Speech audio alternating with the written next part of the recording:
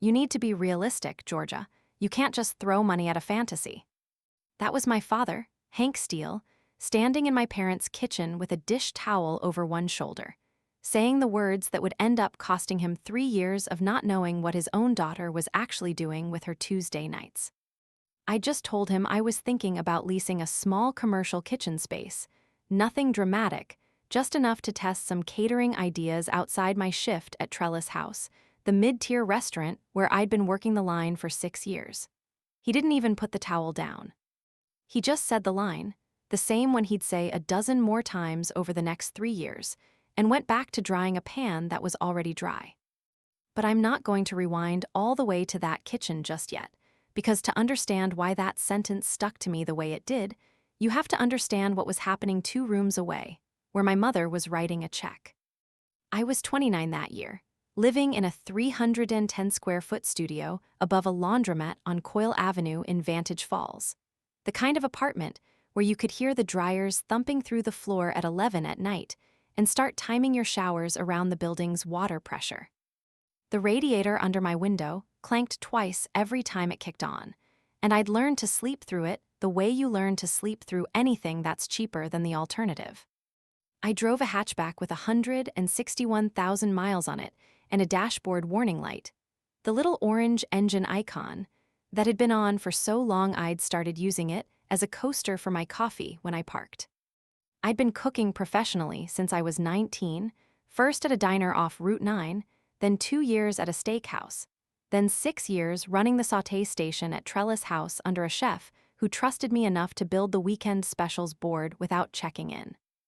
I knew more about commercial kitchen operations, health code compliance, walk-in temperature logs, vendor contracts, equipment maintenance schedules than almost anyone at that dinner table. None of it counted as real experience in my parents' eyes because none of it came with a diploma. My younger sister, Stella, was 2 years into a culinary program at the Ashgrove Institute, a 2-year degree track our parents were funding in full. Tuition, a $700 knife, kit still in its case on her dorm shelf. And a used sedan for commuting that my father had personally driven to the dealership to co-sign for.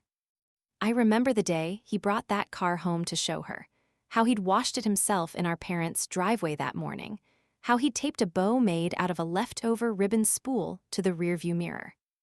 I don't begrudge Stella any of it, not really, not even now. She worked hard in that program, up at 5 most mornings for Knife Skills Labs, home late most nights smelling like brunoise onions and burnt sugar. But I want you to sit with the arithmetic for a second. Because I did plenty of times alone in that studio apartment with the dryers thumping below me. $42,000 in tuition and living costs over 2 years plus a car funneled toward a safe, structured, culinary career, while my mother, Judith, would look at me across that same kitchen table and say things like, "You just cook other people's food, sweetheart. There's nothing wrong with that, but let's not pretend it's the same as owning something."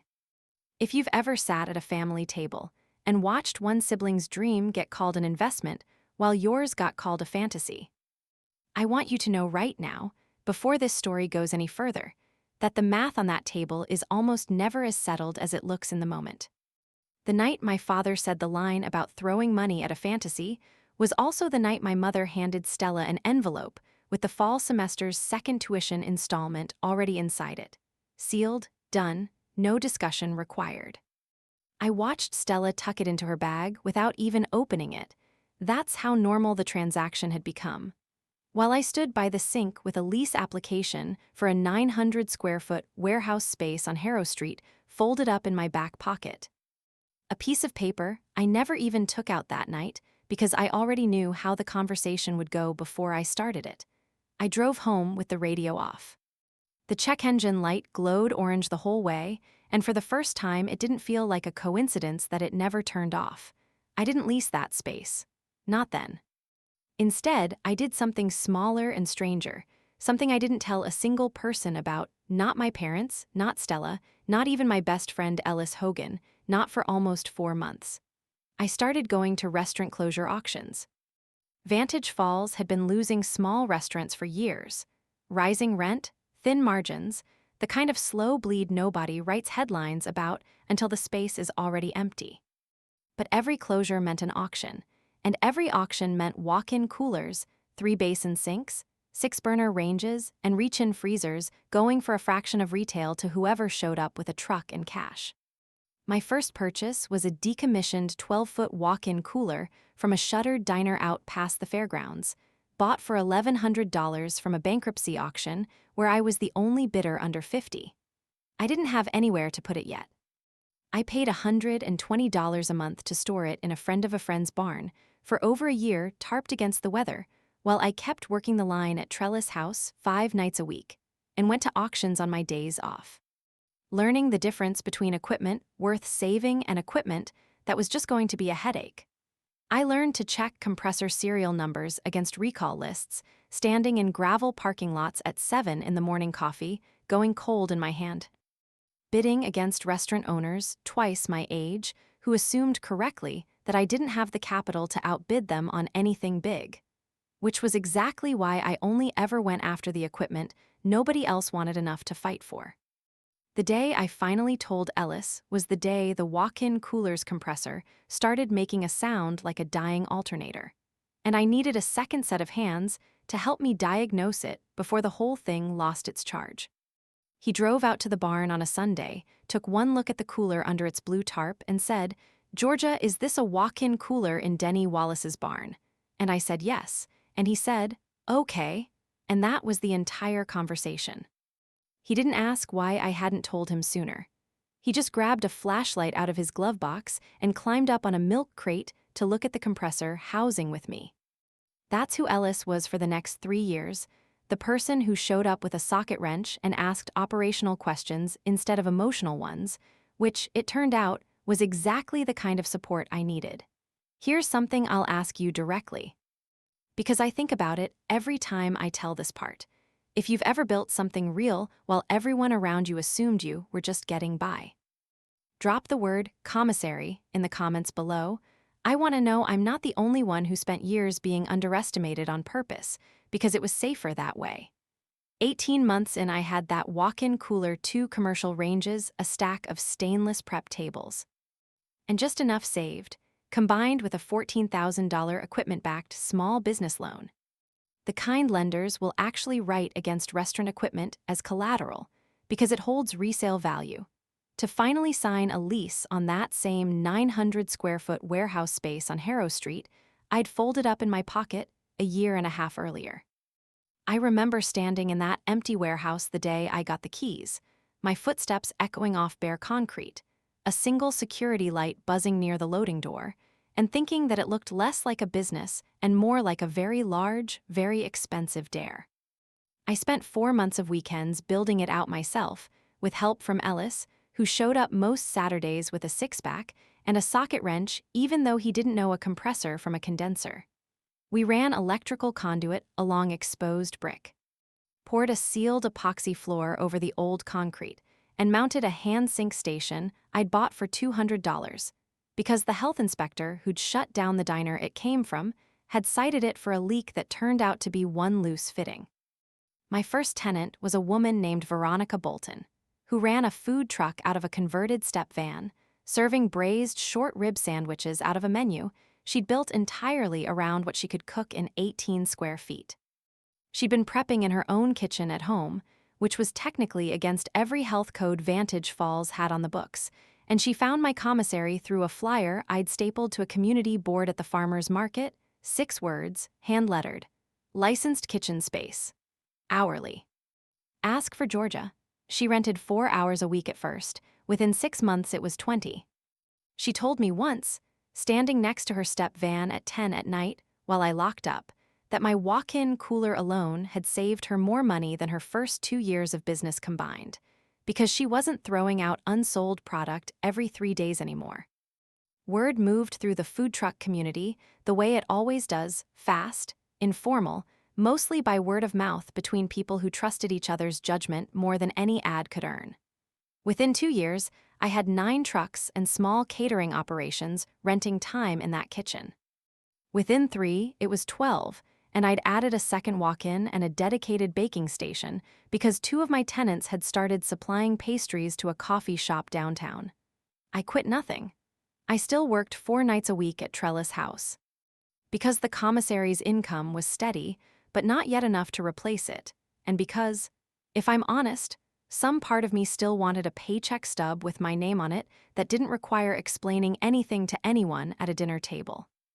My days settled into a rhythm nobody at that table ever saw. Up at 6 to meet a produce delivery at Harrow Street, an hour of invoicing and scheduling before the trucks rolled in a shift at Trellis House from 4 in the afternoon until close. Then back to Harrow Street, some nights just to walk the floor one more time before locking up, checking that Veronica's late-night batch of short ribs had made it into the walk-in at the right temperature. I ran on maybe 5 hours of sleep for most of that second year. Nobody in my family ever asked why I looked tired. They already had an explanation for that, restaurant work, they assumed, the same explanation they'd had for 6 years running. I never once mentioned Harrow Street at a family gathering. Not at Stella's culinary school graduation dinner, when my mother stood up and gave a toast about how proud she was of a daughter who'd built something real. Not at my father's birthday when he asked, not unkindly, whether I was still doing the restaurant thing, meaning my line cook job, and I said yes, because it wasn't technically a lie. I want to pause here, right before things start moving fast, because this is usually the part where I ask you something, and this time it's simple. If your family ever funded one sibling's safe, structured path while calling yours a fantasy, tell me how it eventually played out. I read every one of these stories, and I promise you, the ending is rarely the one the family expected. The unraveling, if you can even call it that, because nothing about it was dramatic on my end, started with a phone call from a reporter named Pearl Hampton, who wrote for a regional business publication called Plate and Ledger, covering small food industry businesses across the region.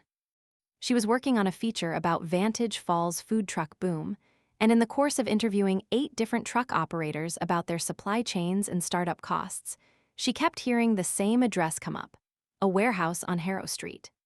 6 of her 8 interview subjects, independently, described the same commissary kitchen as the reason their businesses had survived their first 2 years. Veronica Bolton, when Pearl called her, apparently didn't hesitate for a second before saying, "You need to talk to Georgia Steele." None of us would still be running without her. Pearl called me on a Thursday afternoon while I was breaking down a delivery of short ribs at Trellis House, and I remember standing in the walk-in with my phone against my ear. Ribs still stacked on the cart in front of me, cold air, fogging up the phone speaker, as she read me back numbers I hadn't fully added up myself in a while, 12 active tenants. An estimated combined truck revenue north of $1.1 million flowing through businesses, my kitchen made possible a licensing and inspection record with 0 violations across 3 years. She asked me a handful of questions I hadn't prepared for: how I'd finance the build-out, whether I'd ever considered a second location, what I'd say to someone starting from nothing the way I had. I gave her honest, half-formed answers standing in a walk-in cooler with a delivery invoice getting soggy in my other hand. She asked if she could quote me. I asked her, half-joking, if she could hold the story for a week.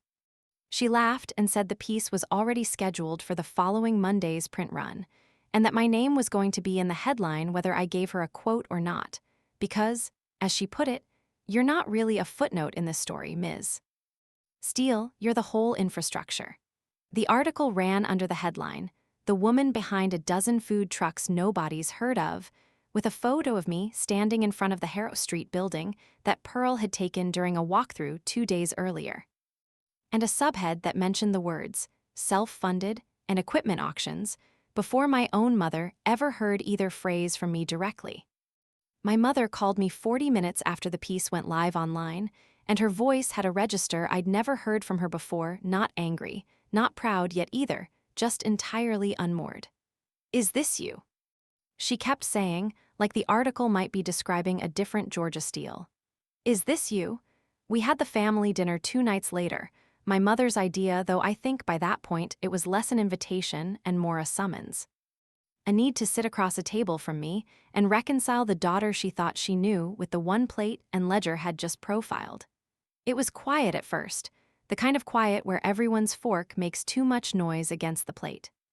My father asked one question: "How long has this been going on?" And when I said 3 years, he just nodded slowly and didn't say anything else for a while. My mother kept saying she didn't understand, not in an accusing way, more like someone trying to refit a memory that no longer matched the facts in front of her. Stella, to her credit, didn't say much at all. She just looked at me across the table with an expression I couldn't fully place yet, something between pride and a kind of quiet math she was doing in her own head.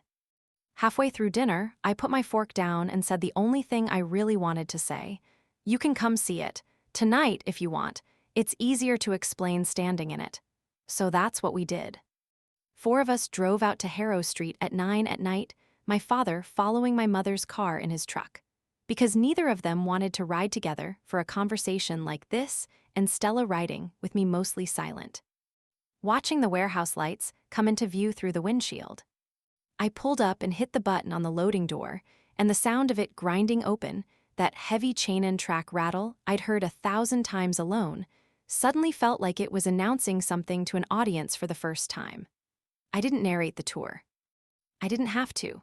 Veronica was there prepping for a Friday farmer's market run elbow deep in a hotel pan of braised short ribs, and when my mother asked her somewhat stiffly how long she'd been renting the space, Veronica set down the tray she was carrying, wiped her hands on her apron, and said without me prompting a word of it, 3 years.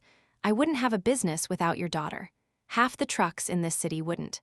My father walked the length of the building slowly, running his hand along the epoxy floor, seemed near the loading door the way you'd check a weld, stopping in front of the wall, by the office where I'd framed and hung all 12 tenant business licenses in a row, plus my own commercial kitchen, operating license and health inspection certificates, going back 3 years, 0 violations. He stood in front of that wall for what felt like a full minute, reading each frame like it was a report card. My mother found the filing cabinet where I kept tenant invoices, and without asking opened the top drawer. I let her, and flipped through 3 years of paid, hourly rental slips, utility cost shares, and a spreadsheet I'd printed showing month-over-month revenue growth since the day Veronica signed her first 4-hour block. Her hands stopped on a page near the back, and I watched her mouth move slightly as she read a number twice. "You built all of this," my mother said. It wasn't a question anymore. "I bought a walk-in cooler nobody wanted for $1,100, I said. "Everything else came after." My mother cried standing in that warehouse, which I hadn't expected, not the performative kind, just quiet, one hand pressed flat against her mouth. Leaning against the same filing cabinet, she'd just opened saying she was sorry that she'd looked at Stella's path and called it safety, and looked at mine, and called it recklessness without ever actually examining either assumption. That she'd been so certain a diploma was the only kind of proof that counted. My father didn't cry. He asked questions instead, real ones, the kind that told me he was actually listening. What the loan terms had been, how I'd priced hourly rentals, whether the second walk-in had paid for itself yet, whether I'd ever had trouble with a tenant not paying on time. It was as close to an apology as I'd ever heard from him, delivered entirely in the language of operational curiosity, and it landed harder than words would have. Near the end, standing by the loading door with his hands in his jacket pockets, he said, quietly, mostly to the floor, "That line I gave you about being realistic, I was wrong about that." He didn't elaborate. He didn't need to. Stella waited until the drive home to say anything real. She told me that watching me walk her and our parents through that building had made her do a piece of math she didn't love doing, that her culinary degree, the one that had cost our parents $42,000, was going to put her into restaurant kitchen jobs that paid less than what some of my tenants were clearing in a good month, and that I'd apparently figured out. Without a single class or a single dollar of anyone else's money, how to build something that employed more people than her intended career path would for years. She didn't say it with resentment. She said it quietly, staring out the passenger window, the kind of realization that changes how someone sees you without needing to be dramatic about it. Within 5 months, I signed a lease on a second commissary space 9 blocks away, twice the size of the first, funded almost entirely out of Harrow Street's own reinvested profits. I gave Ellis Hogan an informal operating stake in the new location. He'd shown up with that socket wrench every Saturday for 4 months once, back when nobody else believed there'd be anything worth showing up for, and I wasn't going to let that go unpaid twice.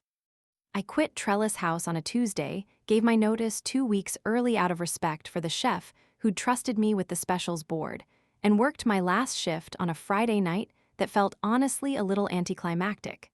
Just another service. Just the last one on someone else's line. I hung up my apron at the end of that shift the same way I always had folded over the hook by the walk-in, and drove home with the check engine light glowing orange one final time before I traded that hatchback in the following week for something with fewer than 40,000 miles on it. Veronica Bolton is still my longest-standing tenant, still running that same step van, now supplying 2 more trucks with prep space through a partnership I helped her structure. My father visits Harrow Street now every few weeks, unannounced, usually with a genuine operational question, once about our fire suppression maintenance schedule, once about whether I'd considered a tiered pricing model for overnight bakers. My mother has stopped calling it the restaurant thing. She calls it the commissary now, correctly, and she started telling people at her own gatherings about it before I even bring it up myself. And Stella, 6 months after that dinner, rented her first evening block at the original Harrow Street kitchen. Testing out a small supper club concept on Sunday nights, cooking for 18 people at a time out of the same walk-in cooler, I bought for $1,100 when nobody else in that auction room thought it was worth the bid. She pays the same hourly rate as everyone else. I made sure of that, and she never asked for a discount. These days, I mostly work out of the second location. Most nights, right around closing, I do one last walk of the floor before I lock the loading door. And I stop by the whiteboard we use for the week's booking schedule. A grid of names in 6 different handwritings, none of them mine, each one representing somebody else's business, running on time I rent them by the hour. I built that whiteboard to help other people cook. It took me a while to notice that somewhere in the last 4 years, it quietly became the clearest proof of what I'd actually built myself.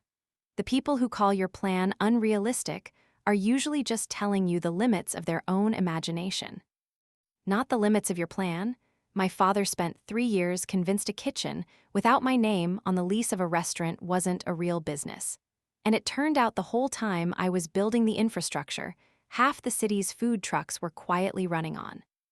If somebody in your life has ever funded the safe path for one person and called your path a fantasy, I want to hear exactly how it played out for you, so drop it in the comments. And if this one felt familiar, share it with the person who needs to hear that unrealistic is usually just a word people use for things they didn't build themselves. Subscribe if you want more of these, because there's always another kitchen nobody knew was already running.